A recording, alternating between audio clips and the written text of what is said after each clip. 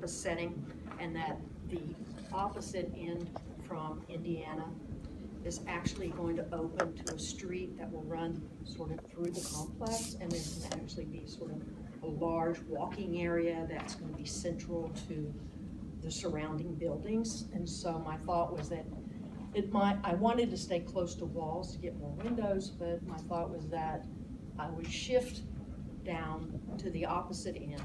So Indiana is on the far right side, so now we're going to be moving to the opposite end of the complex, and which is just a parking spot right now, but its proposed road will be there, that will cut through there. And so we'll be on that end. And my focus was to make sure that all of the programming requests that you have are included in 18,000 square feet on the main level before I moved up. So this plan has everything you requested on the main level, and it starts out by entry into the reception area off a waterway, and there's secured access into the facility through a door out of the reception area, and then there'll be seating and a receptionist there to receive guests. The coat closet's there, and storage is close by if needed. When you walk into the facility, you're going to feel a very open and connected feeling. The connected was the word that I picked for IHI, or for IHI, and that's because of the business that you're about, connecting. And I wanted to make sure that when, the feeling in the current space is just closed off and doesn't look like there's a lot of open interactions, the ability to have a lot of open interactions, it feels very closed off there. So I wanted this to feel very open. And on the 3 exterior walls are windows to allow in a lot of natural light that will brighten the space, and then it's going to be accented by colors that will be in the furniture. Not a total solid color, but there'll be accents of color around the spaces. Proximal to that, we'll conserve as much of the exposed timber and wood on the ceilings to try to balance the proposed contemporary design of using glass walls to encompass all of the offices and conference rooms, breakout spaces. Proximal to the entrance are 2 smaller conference rooms and 1 large conference room, a set of restrooms, so that you can provide a way to maybe keep a separation between what your public interactions might be from your private interactions. That helps with accessibility requirements. As you open up that space to more of the public, then you're going to fall under more accessibility requirements in terms of ADA.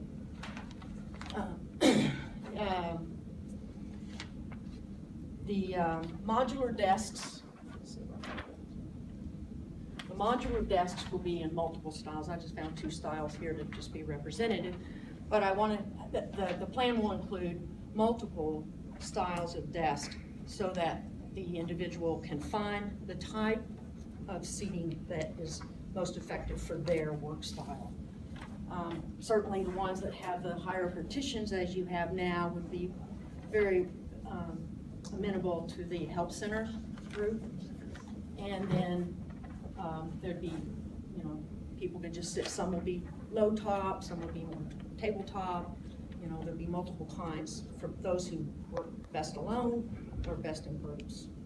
And it'd be more flexible seating. I know that it sounds that as you change projects, you can change people you're working with or things like that, so that some of that space can be very flexible, so that you may not even sit at the same desk from project to project, that you could move around, but you would still have a spot assigned. The purple represents the private offices. This would be the CEO's office off the corner there, so it gets glass on both sides of his office wall. but the other private offices I've moved inside so that I allow, so that the employees will have more of the direct access to the sunlight that's coming in and not be blocked by the presence of offices. So then the offices will not be blocked from it because the desk will be much lower and there'll be plenty of sunlight entering the offices. The large collaboration space sits right into the center.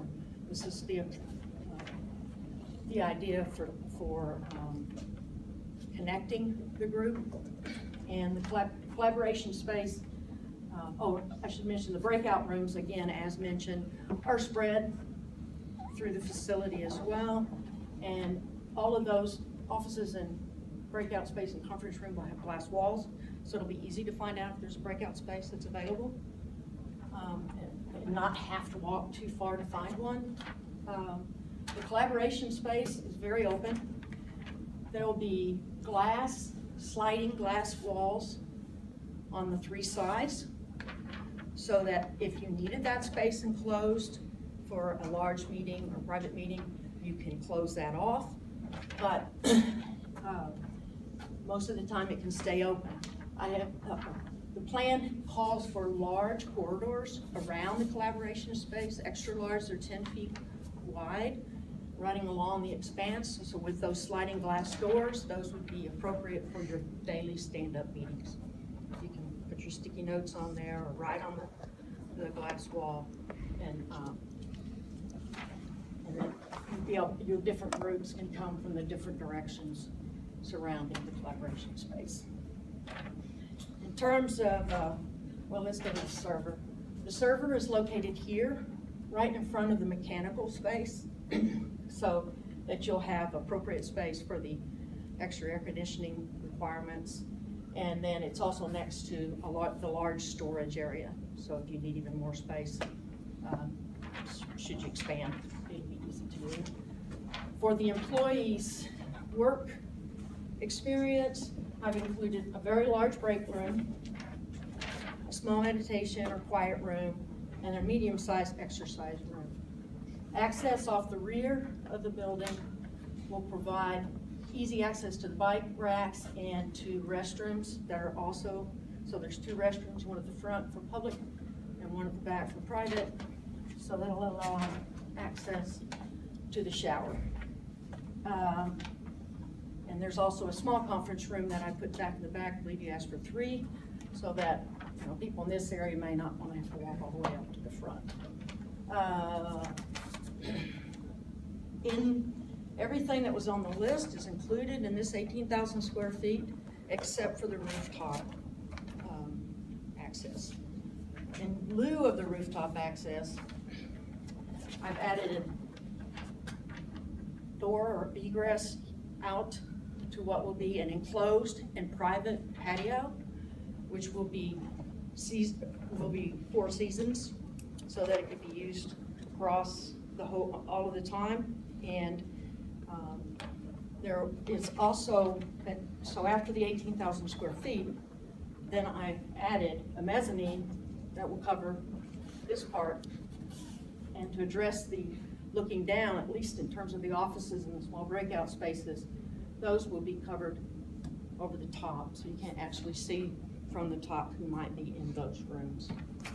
Since these rooms will have a smaller ceiling, I thought that it would be appropriate to make them all the same. Then the mezzanine spaces upstairs that allow for expansion. It includes your ping pong table. You can increase your exercise space or make a second exercise space. You can make new, different modular desk areas for working. And I believe you heard earlier the idea within this there'll be zones, quiet, do not disturb areas as well, designated for those who really need the concentration to work. There's one set of stairs that goes up to the top, up to the mezzanine, and it egresses directly out the back for fire safety. And so if you want to add that space, you'll be able to do so. The patio, being 4 seasons, would be an excellent place where you have your Friday afternoon socials.